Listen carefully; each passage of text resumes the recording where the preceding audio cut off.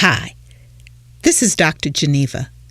Today, on Ignite to Impact, Cornelia Shipley speaks to us about impact, influence, and income. So if you want to learn about how to get more influence and impact as an executive, as a leader, stay tuned. Welcome to Ignite to Impact, a weekly podcast about next generation leadership and what it takes to make a difference at work, with family, and in your community.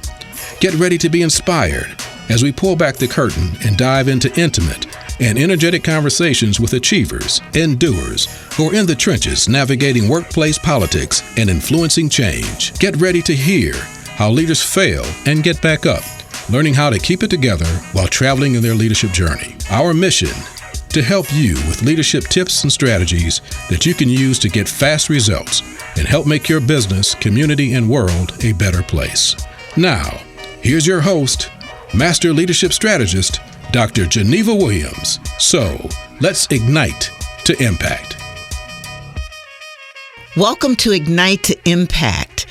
This is Dr. Geneva, and we are here once again so that we can help you make a difference in your life, with and for others, and in the community. So listen to this. As an accomplished leader, every new level of success you achieve requires more and more of your power, creativity, innovation, and productivity. Those are words of our next guest that we have here, talking to us about all sorts of great things, Cornelia Shipley. She is a speaker, a leadership development expert, an executive coach, and she's an author. Her book, Design Your Life: How to Create a Meaningful Life, Advance Your Career, and Live Your Dreams, is a bestseller. She also created the Leadership Ascension suite of programs for greater impact, influence, and income. That's money.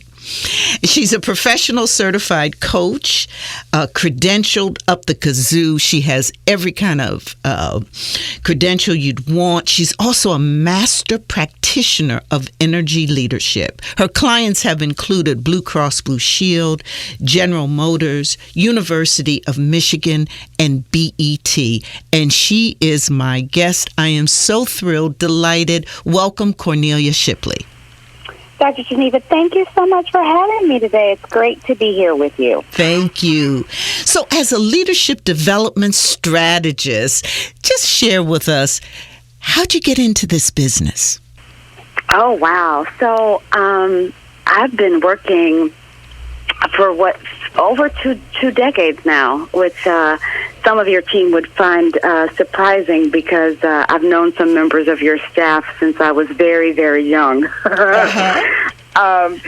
So I started my career at Procter and Gamble distributing company in something called the Inroads program. Mm-hmm. So folks can learn about that at inroads.org.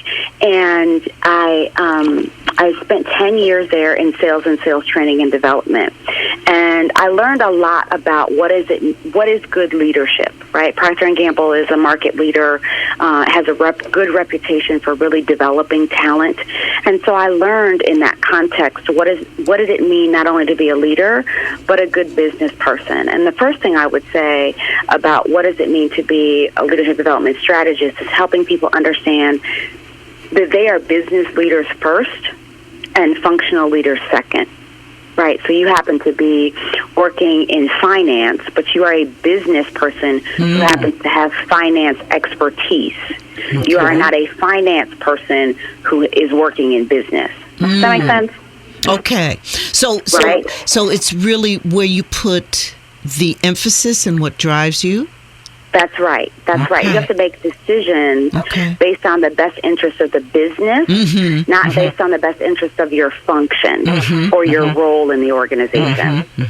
So I learned that while I was working for P&G. And then I went and got an MBA, and I spent some time abroad in Asia and Australia. And when I got back, I started my career in human resources. So I shifted from, I used to tell people, I used to sell products, and then I started selling people. And not in a human trafficking kind of way, but really helping people to get to the positions that they want to get to in an organization. And that takes some selling. It takes some advocacy and sponsorship, which is really helping others understand the value of putting person A in job B. And so so I learned how to do that as a human resources leader. And then in 2006, life happened in the form of my mother being diagnosed with breast cancer and my father having a stroke. And many of your listeners who might know my parents, the late Barbara and Dr. Anthony Shipley, I'm an only child. I'm their only child. And so when that happened, I was living over 1,500 miles away from Detroit. And so I quit my job, and I quit the quote-unquote right job. Everybody's had that job that's designed to set you up for success, right? And I was in that job at General Mills, and I quit my job and went on to start my business. And I started my business. I started working with our first corporate client 2 weeks after my last day at General Mills. And that was 12 years ago. So for the last 12 years, I have been working with leaders at companies like the ones that you mentioned, really helping them to think through how they want to lead the business and their people to drive their bottom line.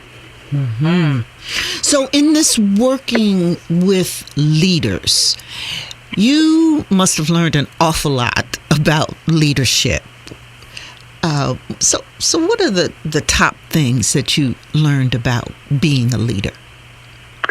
Well, the first thing I would say is that the effectiveness of a leader or a leader's ability to be effective is highly determined based on perception. And if you are not managing perception well, you will not be successful, especially in a corporate environment.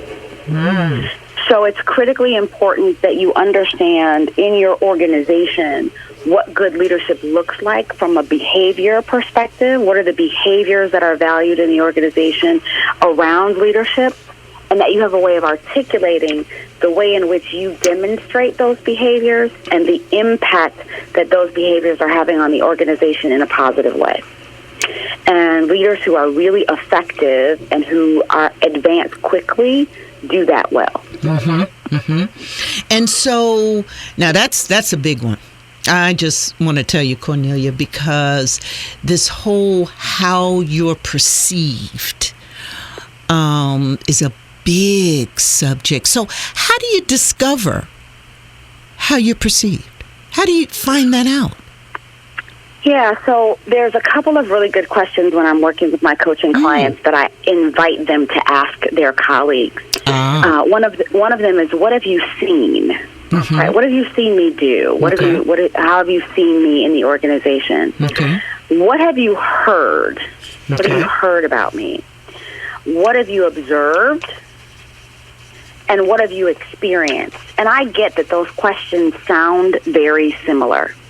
The reason that I have my clients ask all four is because they elicit a different response from the hearer. I can't tell you why, but they do. Like, if I ask you, what have you seen? And I ask you, what have you observed? You're going to have two different answers. Even though I'm asking fundamentally the same question. Right? When I ask the question, what have you heard, that's critically important because it gives people the opportunity to tell you all the bad things they think about you and blame it on somebody else. I love that, Cornelia. I love it. Right? Yes. So this is where the truth comes out. This is where you get, this is how this person really perceives me. And they're blaming it on someone else. And that's fine. You can't engage in that conversation looking to prove yourself right or looking to make somebody else wrong. If you go down that path, you have to be ready to listen and, more importantly, take action on what you heard. Okay. So if you're not interested in understanding how people perceive you, that's not a process you want to engage in. Okay. Now, we have clients and executives who come to us privately who will have us do something called a 360, which is where we either interview or electronically survey people who they work with and who work with and for them, and people who are in their customer base and other stakeholders who have an impact on their career, to get a snapshot of the perception of them in their organization. So you can have a friend do this. I say get a skilled person who knows what they're doing, but anybody really could perform a 360 on you. If you do it in an interview-based way. So you could absolutely get the feedback. The other thing is you've got to be able to ask really good questions about the feedback you are getting. So somebody says to you, Dr. Geneva, you are really, really smart. Well, that's not useful from a leadership perspective. That's called table stakes. If you're not a smart person, you're not going to keep your job. So when leaders talk to you about your leadership, if they're using terms that aren't describing your leadership behavior, that might feel very complimentary, like, oh, I'm smart. Oh, people really like working with me. Okay, so what? Right. And what does that mean? Because in the example you gave, being smart doesn't necessarily translate to people like working with me, I don't think. That's right. And it doesn't necessarily translate to people liking to work with you, and it doesn't necessarily mean that you can lead other people. Exactly. It just means you're smart. Exactly. So this whole idea of, managing perceptions, managing how you're perceived, it seems like the first step, what you're saying is there's several steps in that, what I'm hearing. So there is a step of understanding perception and asking and listening, and then getting real feedback that you can do something with. Right. And that's really heavy. How does that relate to, or does perceiving how you perceive yourself, your own self-awareness, self-discovery, what you think of you, does that play into this whole managing perceptions space? It's the foundation of it, because what happens is you see the world as you are, not as it is. So you're responding to things based on your perception, not based on reality. So there's a level of impact that occurs in every interaction that is based in the story you've told yourself about the person sitting across from you, about what's expected of you, about the circumstances you find yourself in. And as a result, you are showing up in a way that you believe is appropriate, that may or may not be. So you have to understand, in psychological terms, your 0 to 7, right? What happened to you when you were between the ages of 0 to 7 that fundamentally drives your behavior? And there's a story that you made up based on something that happened between 0 and 7 that told you that you, in some way, were lacking. You weren't smart enough, pretty enough, good enough, you weren't lovable. Something was wrong with you. And every human being that I've had an opportunity to work with has some of that going on. Yes. That is driving then how you show up as a leader, because you're trying to then prove you are lovable, you are smart, you are capable, you are whatever the story is that you told yourself. So understanding that 0 to 7 is actually driving your behavior is the first step in helping you understand then how do you compensate for your story, or if you can work with a person like myself who can help you reframe and shift and neutralize that story so that it's not impacting how you show up as a leader. And I really like the conversation in terms of going back and examining who you are, who you were, those life experiences.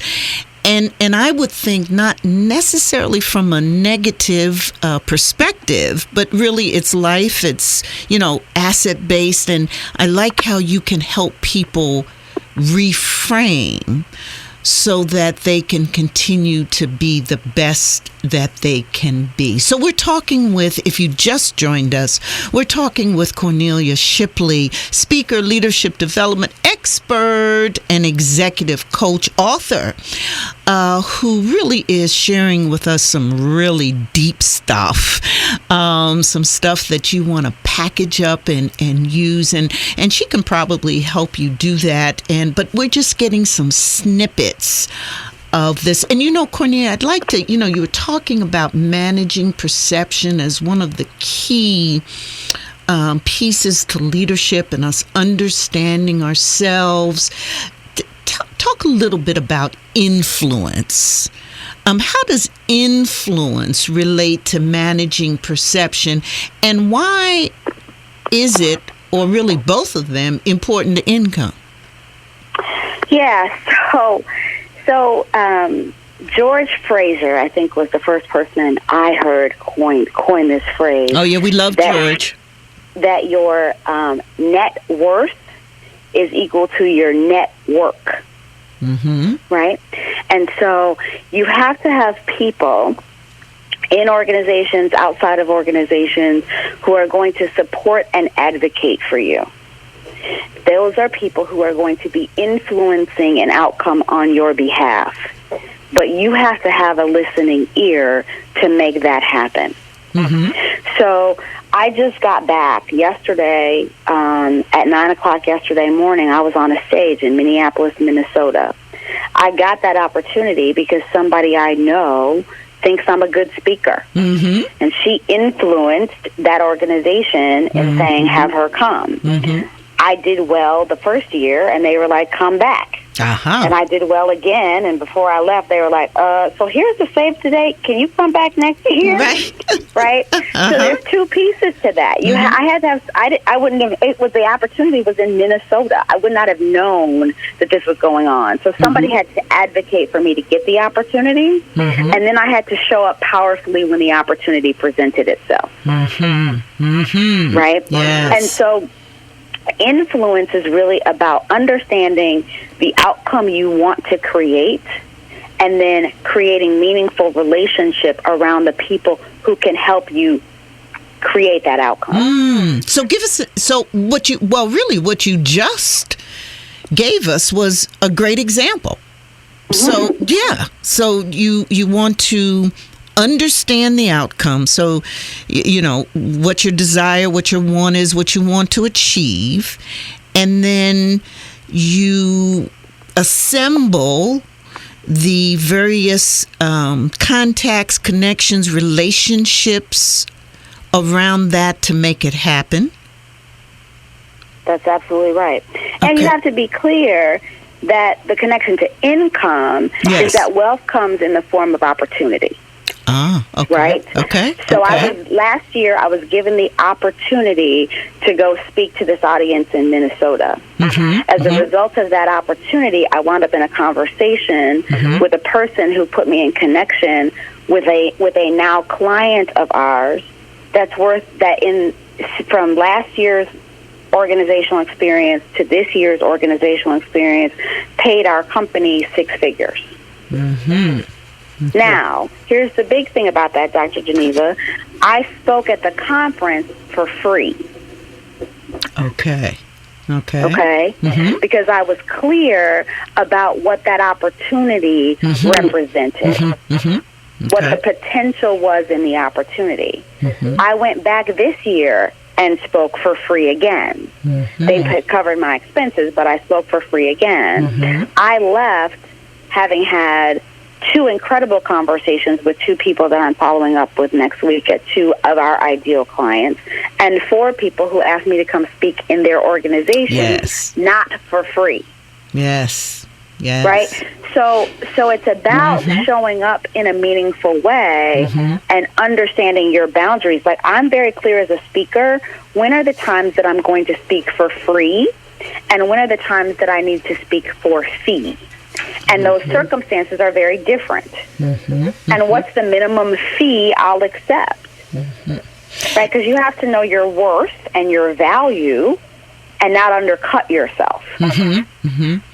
So and that's true in a corporate context too. If you know that you have a particular set of skills, to quote my friend Liam Neeson, he's my friend in my head anyway, that if you have a particular set of skills, what the value of those skills are, so that you can clearly articulate that in the marketplace and get the highest dollar from a potential employer. So again, real deep. You're a deep sister. I love talking to you, because you gave us so much in the package. So you talk about value, not only value, but understanding it and being able to articulate it so that when opportunity shows up, you know what to do with that sucker. Because, a lot of times we'll see something, we want to do that. We want to run after that shiny bubble. But I think I'm hearing you say that there's great wisdom and strategy in thinking through and having a real clear vision, sense, game plan of really what makes sense, so that you really understand what's a really good thing, what's a really great opportunity, and how you can leverage that opportunity. Right. That's absolutely right. And you were asking earlier about your own managing yourself. Yes. Managing your own personal stuff. Yes. And what I will tell you is, if you believe you are not worthy of success, you are not worthy of what you're going after, or you've told yourself something negative about people who have what you say you want, you will never achieve that thing. So your mindset is real key. Your mindset is the foundation for everything. As a man thinketh, so is he. Yes. Right? Or as a woman thinketh. Yes, the same thing. As a woman thinketh. That's right. That's right. Okay. So if in fact you don't think I tell this to people in audiences all the time, you get the career you think you're worth having. Okay. One of my mentors says all the time, people are broke because they want to be. And that's hard to hear. Yeah, that's hard to hear. Yeah. When you don't have two pennies to rub together and somebody tells you you're broke because you want to be, that can be really painful. But the truth is, you're not willing to do what's necessary to garner the income you want. You're not willing to do the work of clarifying who you are and what you value and what you deliver to the marketplace that's valuable. Yes. And then you may be unwilling to be in the sales conversation to ask people for money. One of the scariest things people do, I ask people for money every day. Yes. I literally was in the security line yesterday in Minneapolis airport and asked a woman in front of me for money in the form of hiring my company to solve a problem for her that she was articulating she had. Did she give you some? We have a conference call set up. All right. So you're on the path. Right, exactly. All right. Exactly. All right. So you can't. I love it. You can't be in a situation where you're uncomfortable with your own money conversation. Yes. And what I tell my clients all the time is, I can tell you about your self-worth based on how you spend money and what you say about money and how you respond to people with it and people without it. Yes.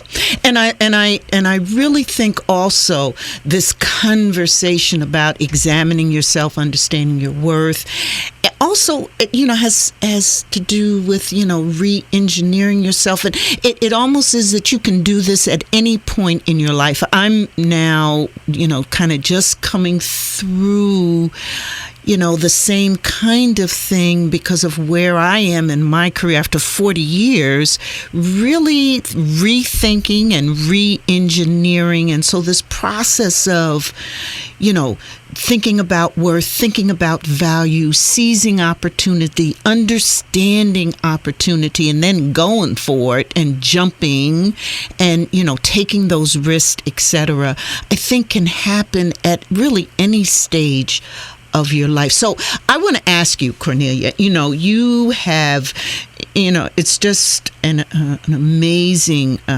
conversation with you. I've learned so much, and I know you've created a Leadership Ascension program. You've got your summit going on, your annual Design Your Life Summit. You are just out there doing it, and everyone who can take advantage of what you've learned and can really benefit from you. I'd like to ask you, as we're winding down this conversation, how do you figure out if your career is aligned with your passion?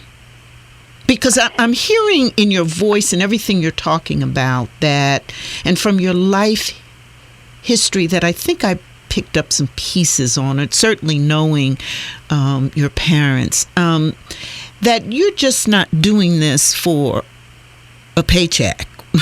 I hear this passion in you. I hear this desire to help people, and the title of your book, Design Your Life and Live Your Dreams.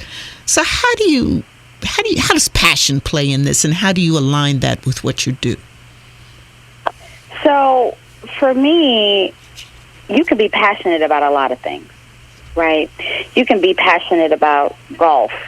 Tiger Woods is passionate about golf, and he happened to turn it into a career playing. Right? Mm-hmm. I have a client who was passionate about golf, wanted to be a pro player, took a different path, thought that being in the golf industry wasn't going to be possible for him, and is now a CFO for a golf-related company. Right?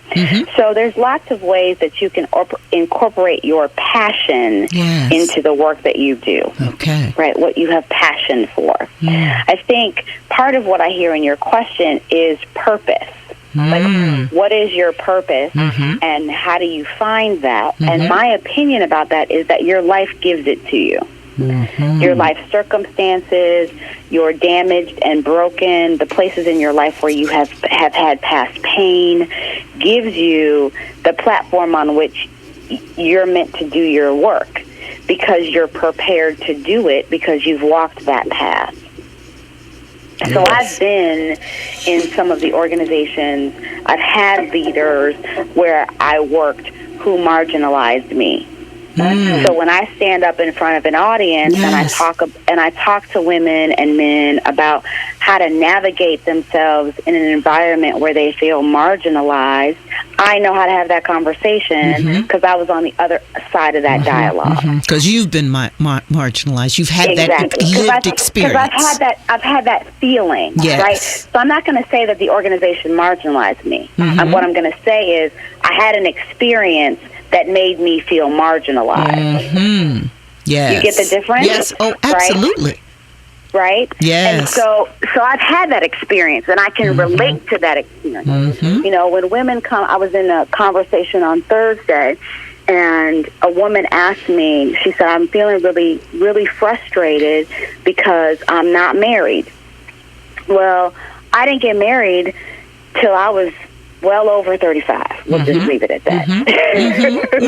Right? And it was my first marriage. Yes. And I always say it was my first and final marriage.